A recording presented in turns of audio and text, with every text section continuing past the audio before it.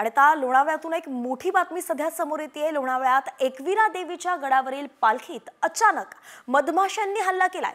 यामध्ये अनेक भाविक जखमी झालेत। जखमींमध्ये लहान मुलांचा सुद्धा समावेश आहे। एकविरा गडावरती फटाके फोडण्यास बंदी आहे, मात्र तरी सुद्धा काही हुल्लडबाज भाविकांनी कलर धुरांचे फटाके फोडले होते आणि त्यामुळेच बिथरलेल्या मधमाशांनी थेट भाविकांवरतीच हल्ला केला।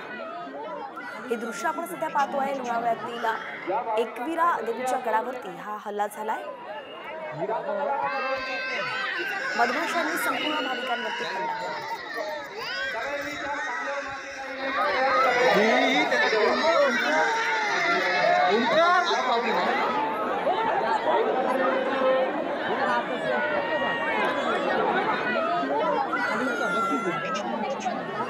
या भाविकांना